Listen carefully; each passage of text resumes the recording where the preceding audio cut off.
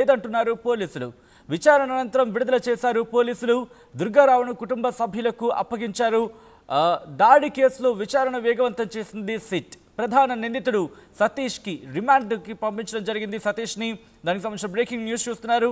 అయితే దుర్గారావు కుటుంబ సభ్యులను కలిశారు కొద్దిసేపటి క్రితం. రైట్, ఇదే అంశానికి సంబంధించి అప్డేట్స్ తెలుసుకునే ప్రయత్నం చేద్దాం. కానీ అంతకన్నా ముందు ఒకసారి ఆ బ్రేకింగ్ న్యూస్ చూస్తున్నారు. రైట్, ముఖ్యమంత్రి జగన్పై దాడి కేసులో దుర్గారావుకి సంబంధం లేదంటున్నారు పోలీసులు. విచారణ అనంతరం విడుదల చేశారు పోలీసులు. దుర్గారావును కుటుంబ సభ్యులకు అప్పగించారు. అయితే దాడి కేసులు విచారణకు సంబంధించి వేగవంతం చేసింది సిట్. ప్రధాన నిందితుడు సతీష్ను రిమాండ్కు తరలించిన పరిస్థితి. మా ప్రతినిధి రాజేష్ అప్డేట్స్ అందించేందుకు ఫోన్ లైన్లో జాయిన్ అవుతున్నారు. రాజేష్, ఎందుకంటే ఇన్ని రోజులు విచారణ చేసిన తర్వాత ఈ రోజు ఎందుకు వదిలేశారు? అంటే ప్రస్తుతానికి దుర్గారావు పాత్ర లేదని పోలీసులు నిర్ధారించుకున్న తర్వాతే ఆయన్ని విడిచిపెట్టినట్టు తెలుస్తుంది. ఎందుకంటే 16వ తేదీన దుర్గారావుని పోలీసులు అదుపులో తీసుకున్నారు. అదుపులో తీసుకుని విచారించిన తర్వాత పూర్తి స్థాయిలో విచారణ తర్వాత ఈ కేసుకు సంబంధించి రాయదాడి కేసుకు సంబంధించి దుర్గారావు పాత్ర లేదని నిర్ధారించిన తర్వాత విడిచిపెట్టినట్టు తెలుస్తుంది. దుర్గారావు కూడా మాట్లాడారు, విచారణ చేశారు, అనేక ప్రశ్నలు సంధించారు. నువ్వు ఎందుకు దాడి చేశావు, ఎవరు చెప్తే నువ్వు దాడి చేయించావు సతీష్ చేత, సతీష్ నువ్వు చేయమంటేనే దాడి చేశారని చెప్పారని దుర్గారావు కూడా చెప్పిన నేపథ్యం చూసాం. ఈ నేపథ్యంలోనే దుర్గారావు ఇప్పుడు ప్రస్తుతం అయితే ఇంటికైతే చేరుకున్నారు. పోలీసులు స్వయంగా వచ్చి ఇంటి దగ్గర ఆయన దింపి వెళ్లారు. అయితే ఇప్పుడు దుర్గారావును విడిచిపెట్టిన నేపథ్యంలో ఏటు ఎవరు అనే దానిపైన ఇంకా సస్పెన్స్ కొనసాగుతుంది. సతీష్ దాడి చేశారు, కానీ దాడి చేయించింది ఎవరు? ఇక్కడ మొదలయ్యే ఖచ్చితంగా ప్రశ్న ఏంటంటే దాడి చేయించింది ఎవరు? ఆ దాడి చేయించింది దుర్గారావు కాదని పోలీసులు నిర్ధారించి ఆయన విడిచిపెట్టారు. కాబట్టి ఎవరు చేయించుంటారు అనేది ఇప్పుడు పోలీసులు విచారణ చేస్తున్నారు. బోండా ఉమా పేరు నిన్నటి వరకు వినపడింది. బోండా ఉమా చేయించారు, పెద్ద ఎత్తున ఆరోపణలు వచ్చినాయి. ఆయన పార్టీ కార్యాలయం ఇంటి వద్ద కూడా మన రాత్రి పోలీసులు చేరుతున్నారు. కానీ ఇప్పుడు దుర్గారావును విడిచిపెట్టిన నేపథ్యంలో నెక్స్ట్ ఎవరి మీద పోలీసులు నిఘా పెట్టబోతున్నారు, ఎవరిని విచారించబోతున్నారు, ఎవరిని అదుపులో తీసుకోబోతున్నారు, ఒక టెన్షన్ ఉత్కంఠ అయితే కనబడుతుంది సచిన్. ఎందుకంటే ఆ సతీష్ అనేది చాలా క్లారిటీగా పోలీసులు చెప్పేశారు. దాడి చేసింది అంటే దాడి చేసిన వ్యక్తి సతీష్, దాడి చేయడానికి ప్రేరేపించిన వ్యక్తి, ఆ బ్యాక్గ్రౌండ్ లో ఉన్న వ్యక్తి ఎవరనేది ఇప్పుడు ఏటు ఎవరనేది పోలీసులు నిర్ధారించాలి. ఆ నేటివ్గా ఎవరిని పెడతారనేది చూడాల్సిన అవసరం కనబడుతుంది. ఎందుకంటే సెంట్రల్ నియోజకవర్గానికి సంబంధించి ఆ మొదటి వరకు ఒక ప్రచారం జరిగింది. దుర్గారావు వెనుక బోండా ఉమా అన్నారు, బోండా ఉమానే దుర్గారావు చేత. అయితే ఇక్కడ ముఖ్యంగా దుర్గారావుకి సంబంధించి ఏమంటున్నాడు? ఎందుకంటే కుటుంబ సభ్యులను కలిసిన పరిస్థితి, ఆ విచారణలో భాగంగా ఎక్కడ పోలీసులకు కన్ఫర్మేషన్ వచ్చింది, ఇన్ని రోజులు ఎటువంటి క్వశ్చన్స్ అడిగారు, ఎటువంటి విచారణ జరిగిందని చెప్పి దుర్గారావు చెప్తున్నాడు. రాజేష్, అంటే సివిల్ నగర్లోనే తన నివాసానికి సమీపంలో మొన్న 16వ తారీఖు ఉన్న టైంలో కొంతమంది సివిల్ డ్రెస్ లో వచ్చి తనని అదుపులో తీసుకుని స్టేషన్ కి సిసిఎస్ 1 పోలీస్ స్టేషన్ తీసుకెళ్లారు. అక్కడ విచారణ చేశారు. ఎందుకు చేసావు, రాయదాడి ఎందుకు చేసావు, నీ వెనక ఎవరున్నారు, సతీష్ ఎందుకు రాయదాడి చేయించావని ఇలా రకరకాల ప్రశ్నలు అడిగారని కూడా ఆర్టీవీతో దుర్గారావు మాట్లాడారు. అయితే ఈ ప్రశ్నలు అడిగి తన దగ్గర ఉన్న సమాధానం చెప్పాను, నేను దాడి చేయించలేదు, నాకు సంబంధం లేదని నేను చాలా వివరంగానే సమాధానం చెప్పాను. కానీ పోలీసులు వాళ్ళ తరహాలోనే ఇంట్రాగేషన్ చేశారని కూడా దుర్గారావు చెప్తారు. అయినా నేను ఎక్కడ కూడా అంటే అబద్ధం చెప్పలేదు, నిజమే చెప్పాను. ఎక్కడ కూడా నేను దాడికి రాయదాడికి అసలు నాకు సంబంధమే లేదని కూడా చెప్పాను. కాబట్టి పోలీసులు నిర్ధారించుకున్న తర్వాత దాన్ని విడిచిపెట్టారని దుర్గారావు చెప్తున్నారు. అదే ఇప్పుడు దుర్గారావు విడిచిపెట్టారు కాబట్టి నెక్స్ట్ ఎవరైనా దానిపైన పోలీసులు ఫోకస్ పెట్టారు. చూడాలి మరి ఎలాంటి మలుపులు తిరుగుతుంది. ఇప్పటికీ అనేక మలుపులు ఈ కేసు తిరుగుతుంది. మొన్న ఒక హైడ్రామా నడిచింది. బోండా ఉమా నివాసం వద్ద పార్టీ వద్ద ఆయన అదుపులో తీసుకుంటారని ఒక ప్రచారం కూడా జరిగింది. ఇప్పుడు దుర్గారావు విడిచిపెట్టిన తర్వాత ఇప్పుడు ఎలాంటి మలుపులు తిరుగుతుందో ఈ కేసు అనేది చూడాల్సి వచ్చింది.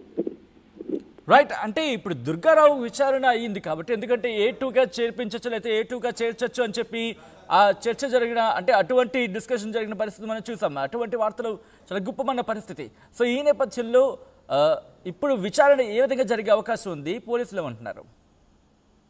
అంటే ఇక్కడ దుర్గారావు నుంచి సేకరించిన సమాచారం కూడా కీలకంగా మారే అవకాశం కనబడుతుంది. అతను నిర్దోషం నిర్ధారించుకున్నారు కాబట్టి అతని నుంచి ఇచ్చిన సమాచారం ఆధారంగా సతీష్ ని ప్రేరేపించింది ఎవరు, దాడి చేయడానికి సతీష్ ని ప్రేరేపించింది దుర్గారావు కాదని పోలీసులు చెప్తున్నారు. కాబట్టి మరి ఎవరు ప్రేరేపించారు, ఎవరి ప్రోద్బలంతో సతీష్ చేశారు, లేక సతీషే ఆకతాయిగా, లేకపోతే ఏదో బయట ఒక సోషల్ మీడియాలో జరుగుతున్న ప్రచారం ప్రకారం ఏదో డబ్బులు ఇవ్వలేదు, మందుకు డబ్బులు ఇవ్వలేదు లోకల్ లీడర్లని ఏదో ప్రచారం జరుగుతుంది.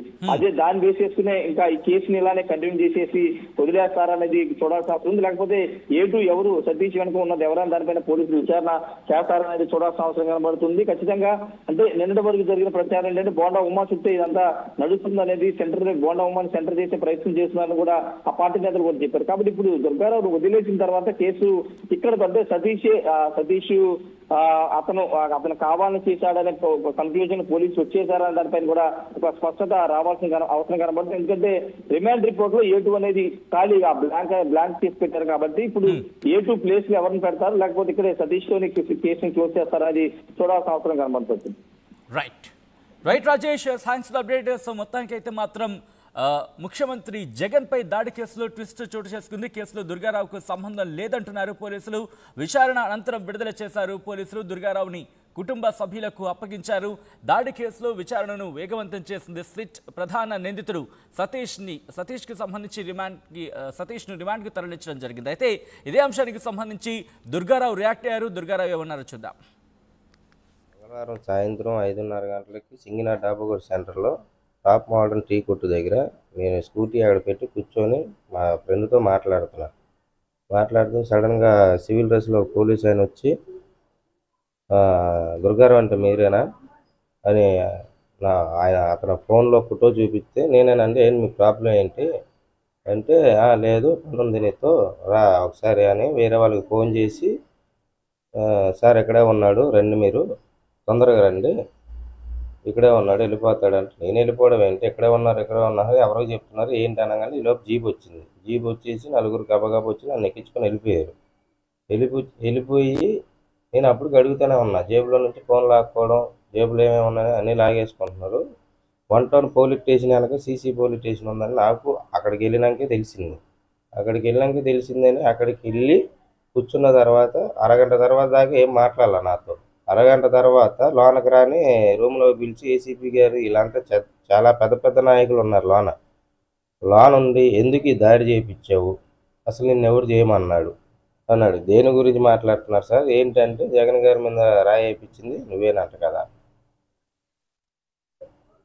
నేను వేయించానని మీ కాడ ప్రూఫ్స్ ఏమైనా ఉన్నాయా అని నేను అడిగాను. వాగ్దానం గట్టిగా వాగ్దానం జరుగుతూ ఉంటే ఆ వాదనలో నన్ను కొట్టడం, కొద్ది కోపం నన్ను గట్టిగా బెదిరించడం జరిగింది. ఈలోపు సార్ ఏంటి సార్ ఇలా చేస్తున్నారు, ఉన్న పలంగా సడన్గా ఎత్తుకొచ్చి ఏంటి ఇలా చేస్తున్నారు అని నేను అడుగుతుంటే కూర్చో నువ్వు ఎక్స్ట్రా చేస్తున్నావు, నువ్వు చేసిందంత మా దగ్గర రికార్డు ఉంది అది ఇది అంటే సరే చేసింది రికార్డు ఉన్నప్పుడు ప్రూఫ్ బయట పెట్టండి అంటే ఏ ప్రూఫ్ అన్నది బయట పెట్టలేక నా ఫోన్ కాల్ లిస్టులు ఇవన్నీ మొత్తం ఎక్కడెక్కడ ఇవన్నీ తెచ్చుకొని పెద్ద ఆఫీసర్లు DCPలు ACPలు ఏమో రకరకాల ఆఫీసర్లు వస్తున్నారు వెళ్తున్నారు, ఎంక్వైరీ చేస్తున్నారు, వెళ్తున్నారు, వాళ్ళ ఇష్టం అయిపోయింది.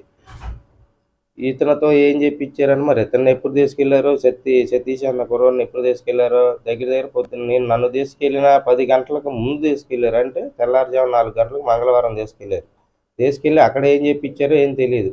ఆడు చెప్తున్నాడు నువ్వే ఏమన్నావంట ఆడు వేసాడంట అని చెప్తున్నారు. ఆడు చెప్తున్నప్పుడు వాడు నన్ను ఎక్కడ కలిశాడు, ఎలా వేయమన్నాను, ఏం చేశాను, దానికి ముందు ఏమైనా కలిశానా, దాని తర్వాత ఏమైనా కలిశానా, ఈ ప్రూఫ్స్ నాకు చూపించండి, ఎందుకంటే లేనిపోయినా మా మీద వేస్తున్నావు అంటే లేదు నీ వెనక ఎవరైనా ఉన్నారా, నిజం చెప్తే బాగుంటుంది, లేకపోతే ఇప్పటికిప్పుడు జైల్లో వేస్తా. సరే వేసుకోండి, నిజం చెప్పేది ఏముంది, ఇప్పుడు నేను నిజమే చెప్తున్నాను, అబద్ధం చెప్పాల్సిన అవసరం నాకు లేదు, నేనే తప్పు అయితే చేయలేదని గట్టిగా నిలబడ్డా. నన్ను మంగళవారం సాయంత్రం 5:30 నుంచి బుధవారం 2 గంటలన్నర వరకు CC పోలీస్ స్టేషన్ 1 టౌన్ వెనక బ్యాక్ సైడ్ ఇంకో CC పోలీస్ స్టేషన్ అంటే అది నాకు తెలియదు, అక్కడికి వెళ్ళేదాకా అక్కడ ఉంచారు. అక్కడ నుంచి గురువారం 3ంటికి అక్కడ నుంచి మైలవరం తీసుకెళ్ళి సర్కిల్ పోలీస్ స్టేషన్ అని ఉంది, అక్కడ నుంచి శనివారం మధ్యాహ్నం అదే 3 గంటలకు మళ్ళీ ఇక్కడికి తెచ్చారు, ఇదే CC పోలీస్ స్టేషన్కి. వెనక ఎవరైనా ఉన్నారా, నువ్వు TDPలో తిరుగుతున్నావంట అని గుచ్చి ప్రతిదీ క్వశ్చన్స్ చేస్తున్నారు. ఇక్కడ నుంచి నన్ను తీసుకెళ్ళేటప్పుడు నలుగురు తీసుకెళ్ళారు. అక్కడ దగ్గర ఏ 20 మంది 30 మంది దాకా నన్ను అడుగుతూనే ఉన్నారు, వస్తూనే ఉన్నారు, వెళ్తూనే ఉన్నారు, రకరకాలుగా వస్తూనే ఉన్నారు, వెళ్తూనే ఉన్నారు అందరూ. వాళ్ళ పేర్లు తెలియదు, వాళ్ళ మొహాలు నేను ఎప్పుడు చూసింది లేదు, ఏమీ లేదు. ఇప్పుడు మీరు నిర్దోషి కింద బయటకు వచ్చారు కదా, అవును సార్. మీరు మళ్ళీ టీడీపీ పార్టీలో ఉండే ఏమన్నా సూచనలు ఏమన్నా, లేకపోతే దానికి కూడా మీరు ఏమన్నా రాజకీయం ఇది ఇప్పుడు నేను టీడీపీ పార్టీ వాళ్ళు ఏమన్నా చేయమన్నది నేను చేస్తే మీరు అనుకోవచ్చు. టీడీపీ పార్టీ ఇక్కడ నా ఉద్దేశం ఏంటంటే ఇక్కడ నేను చేసింది కూడా లేదు కాబట్టి నిర్దోష కింద బయటకు వచ్చారు నేను. అది టీడీపీ పార్టీలో ఉండాలా లేదా అన్నది అది తర్వాత సబ్జెక్టు. ఇక్కడ ఏంటంటే నా వెనక కావాలని ఇలా చేపించి నా పేరు నెట్టేసి వీళ్ళు కులస్తులు ఒడ్రు కులం ఎలాంటిది ధైర్యం లేదు, వీళ్ళు కులంలో ఏం చేసినా ఎవడు పట్టించుకోడు అన్న కాన్సెప్ట్ మొత్తంలో కూర్చున్నారు ఇక్కడ ఉన్న కొంతమంది నాయకులు. సరే కూర్చుని వాళ్ళ కులం వాళ్ళ గొప్ప అయితే మా కులం మాకు గొప్ప, దీని ప్రకారంగా ఏం చేస్తున్నారు అన్నది నాకు ప్రతిదీ పోలీస్ స్టేషన్లో అర్థమైపోయింది.